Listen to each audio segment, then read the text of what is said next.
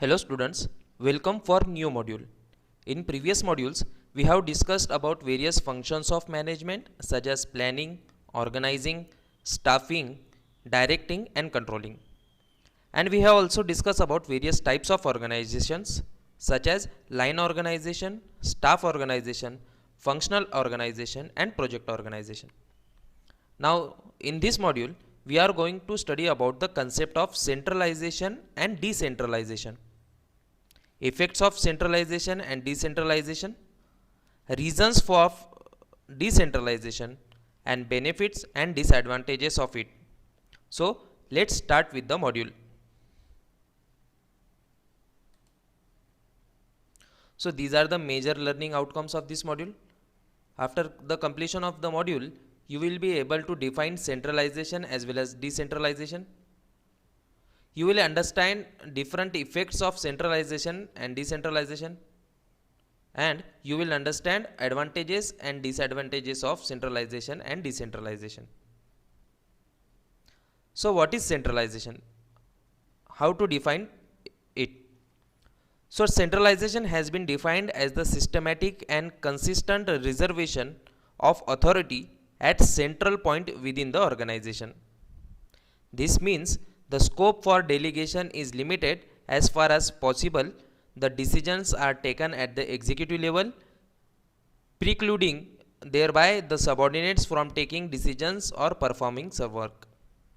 In this way, under centralization, the executive reserves work for himself instead of delegating to his subordinate and ultimately reserves authority.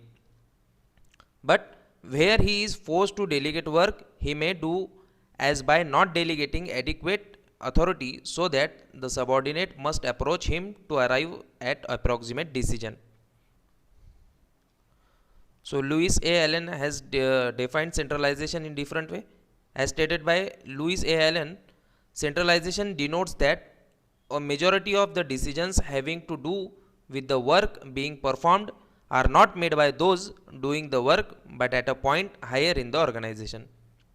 Similarly, Henry Fayol also defined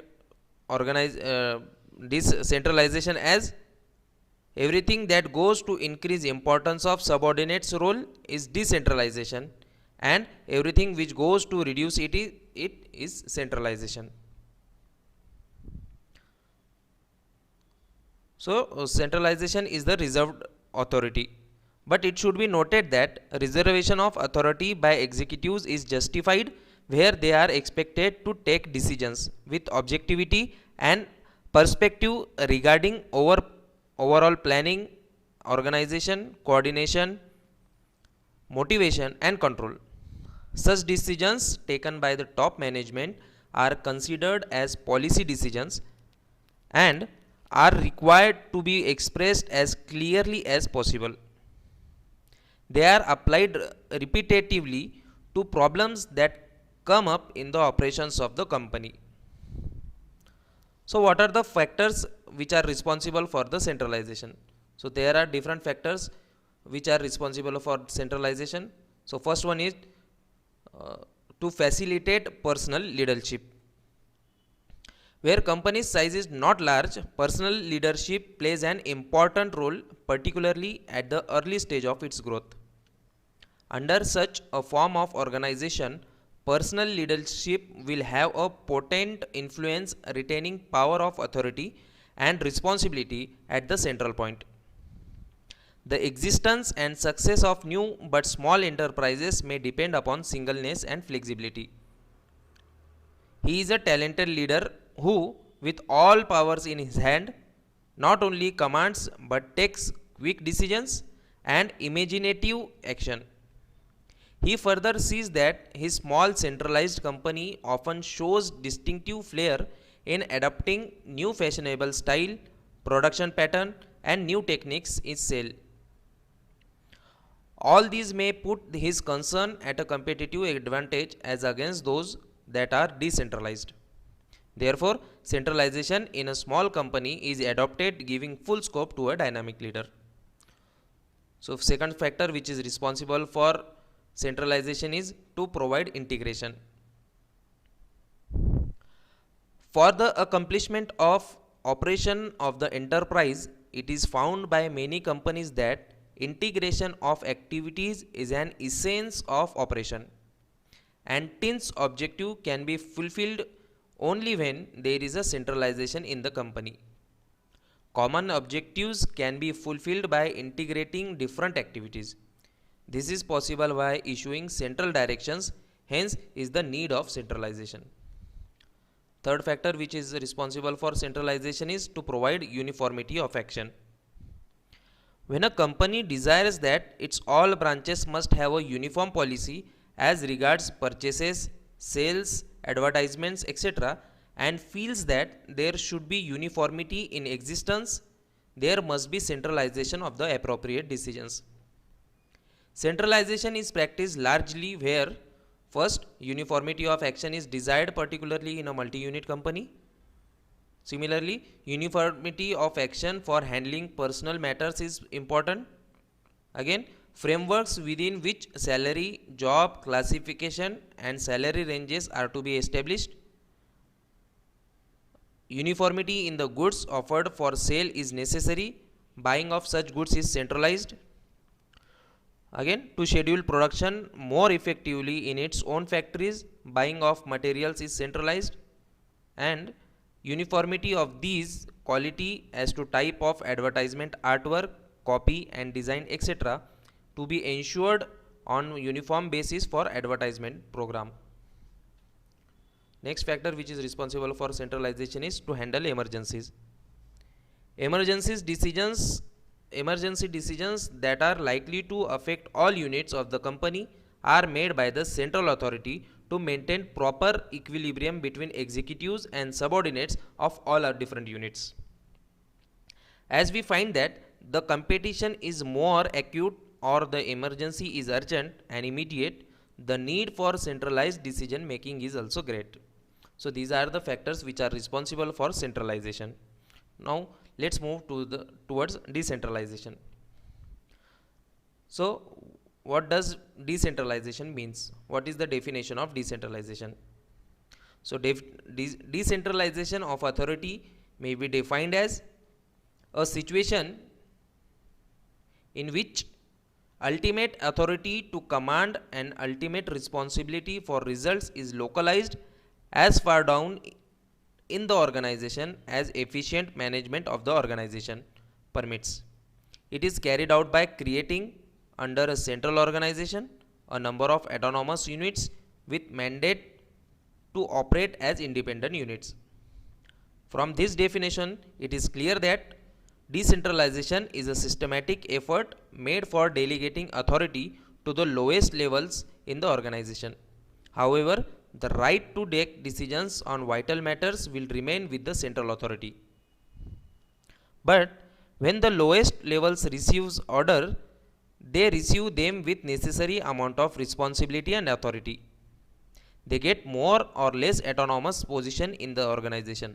Thus, centralization is mainly concerned with the placement of authority with reference to the responsibility. So what is degree of centralization? The degree of centralization is determined by what kind of authority is delegated, how far down in the organization it is delegated, and how consistently it is delegated. So the degree of decentralization is to be decided by the authority given.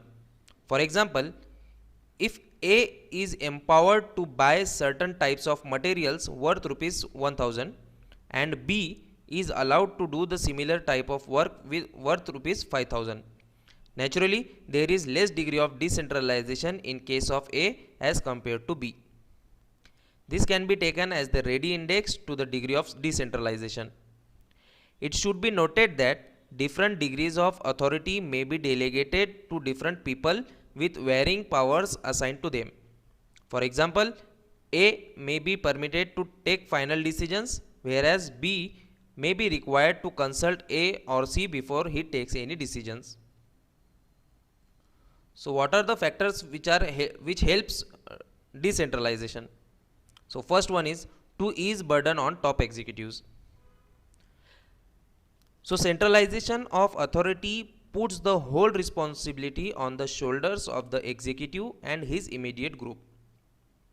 This will put the executive in an embarrassing position because he is overburdened with each and every aspect of management and therefore will hardly find any time to think over and plan ahead for organizational problems, coordination, and business control.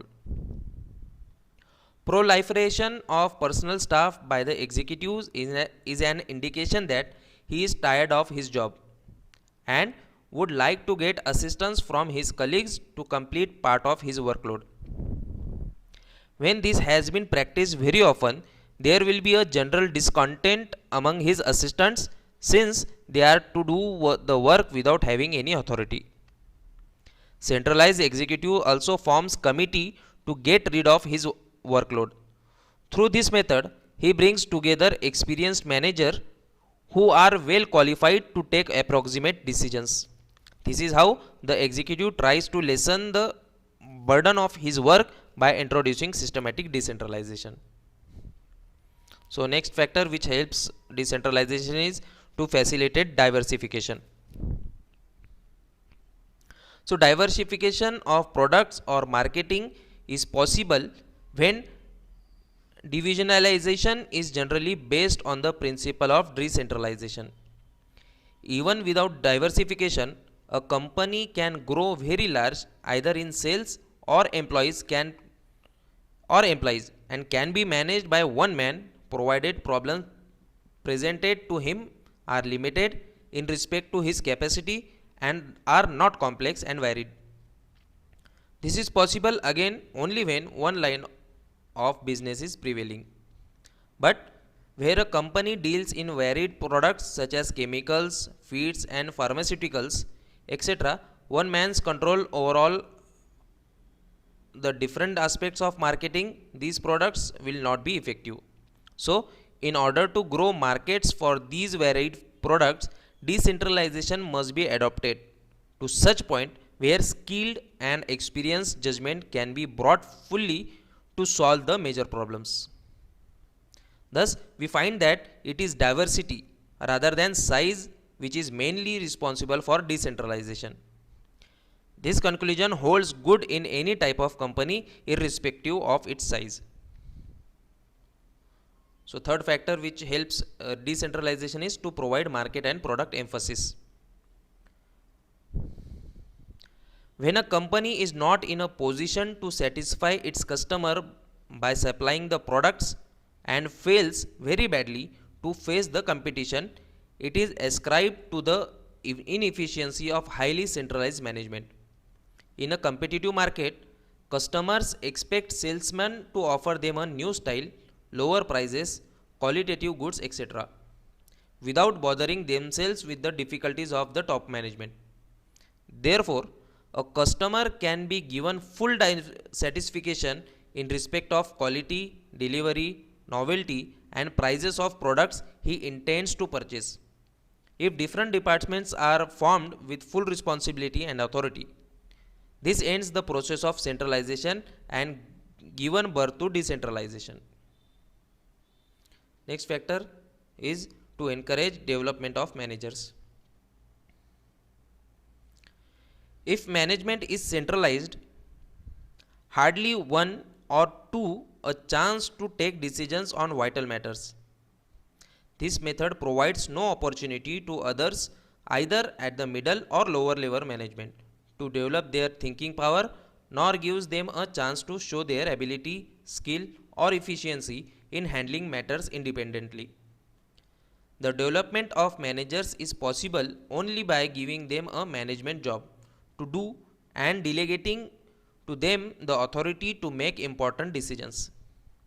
It is also found that decentralization gives manager freedom to try new methods and techniques and a chance to every individual to learn how to lead. Further, decentralization helps managers to develop their skill because it spreads decisions making to more positions. Next factor which helps decentralization is to improve motivation. It has been observed that organization structure can influence the motivation of people within the company. If the organization structure is based on sound principles, it also motivates managers to the highest productivity. Therefore, the organization structure expected for this purpose should be of small groups and should provide not only close interaction but mutual interdependence. This means the large scale decentralization stimulates the formation of small cohesive groups. Where the organization is decentralized, leadership in this type of organization demands a high degree of participation, constant effort to communicate, and continuing personal interest in the welfare of the members of the company. Under decentralization scheme, the executive will be further motivated since he gets opportunity to work closely with his subordinates and is therefore encouraged to guide them and also to appraise their performance. So what are the different benefits of decentralization? So centralization and decentralization both enjoy certain advantages and disadvantages. So we will see benefits of decentralization. First benefit is decentralization gives relief to higher executives. So by delegating a part of their authority to subordinates, higher up executive will get some relief and he can concentrate his time on important matters. In fact, decentralization is means of expanding business activities. Second benefit is it facilitates managerial development. As delegation of a part of authority of higher executive to the subordinate will get experience in discharging his superior. This will make the juniors to learn work and become capable of promotion by learning managerial work like planning, organizing, staffing and controlling. Third benefit is promotes coordination. Because of the decentralization, juniors gets opportunities for promotion because of their managerial capability acquired through delegation of authority by superiors. Naturally, it smoothens personal relationship and promotes coordination among employees. Next benefit is decentralization boosts the moral and efficiency of managers. Because of decentralization, the divisional managers performing the superior's duty with greater care. This will enhance the performance of his department or division. The department's achievement may be measured in terms of benefits to the enterprise from the divisions to recognize the efficiency of divisional manager, and necessary award may be given to the division. This will generally boost the morale and efficiency of divisional managers. Next is it infuses greater motivation. So by delegating greater decisions making power on managers down the line, initiative is prompted and they are motivated to higher performance. So these are the benefits of decentralization. Let's move to the disadvantages of decentralization. Some of the disadvantages of decentralization are: first is increased costs. As decentralization increases the size of the organization and each division will work in its limitation to reach the goal of the organization as a whole. At the same time, the division will work to satisfy its goal. This may sometimes result in duplication of certain work by different departments, and this will lead to increase the overhead cost of the organization and remain a costly affair. Second disadvantage is need for a generalist manager. The effect of decentralization is that the organization has to too much depend on the effective working of the divisional managers. They need timely and efficient guidance from the top executive who has vast experience, knowledge and must be able to handle the problems of all the departments under him. Hence, decentralization will be effective in the hands of generalist manager. So these are some disadvantages of decentralization. So what are the benefits of centralization? So too much of decentralization gives a certain degree of freedom and autonomy to lower level managers, which is dangerous to the organization. Therefore, to certain extent, in certain aspects, centralized control is essential. The advantages of centralized control are: first is symbol of prestige. So because of centralized power, the chief executive of the enterprise will get more power and importance, which is a prestige symbol for him. Next is uniformity in policies, decisions, etc. As policies, decisions and practices are made at top level of the enterprise, there will be uniformity in them. Third benefit is lower costs. Few numbers of specialist staff are required under centralization, as they are pulled up by centrally, and fewer physical resources are required, which aims at reduction in operating cost. Next benefit of centralization is better specialist. Centralization aims at use of few highly qualified specialists, as the quantum of their work and scope are adequate to support and challenge such executives. Next is tighter control. Under centralization, all the facts are coming to the notice of the top executives. He himself can use his authority to set the things right. In this way, centralization aims at greater and tighter control. So these are the benefits of centralization. Now let's move to the effects of centralization and decentralization. So what are the effects of centralization? Centralizing decisions making at one point in the organization impacts a number of activities. For example, centralized decision making affects the manner in which individuals comply with organizational rules and decisions. This is particularly true if evaluation of individuals' performance is carried out by people at the top of the organization. And what are the effects of decentralization? At the other end of the continuum is a highly decentralized organization. Decision making is pushed down in the organization so that everyone is involved.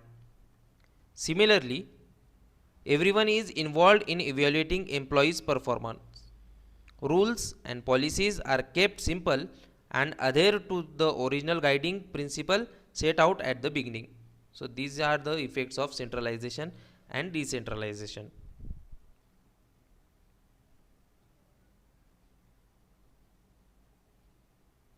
Now the question arises that is complete decentralization is a good idea or it is not a good idea.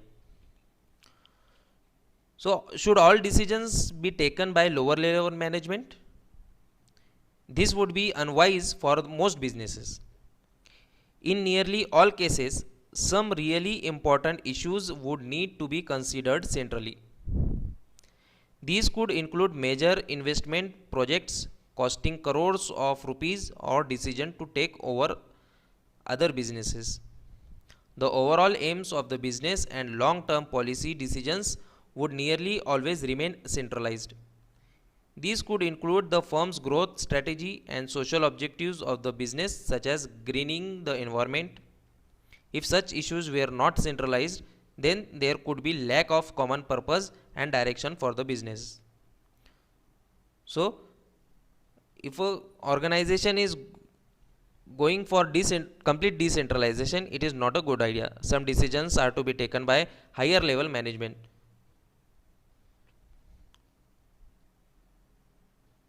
So as we have studied that most organizations are neither completely decentralized nor completely centralized in their structure. Many centralized parts of their decision making processes which affect the strategic direction of the organization and delegate decision making power to the experts for those areas which require knowledge of a particular issue, technology, product or market. A high degree of centralization means greater coordination and less flexibility. On the other hand, decentralization means greater flexibility and less coordination. The choice of structure will affect all the other strategic choices the organization must take. Thank you.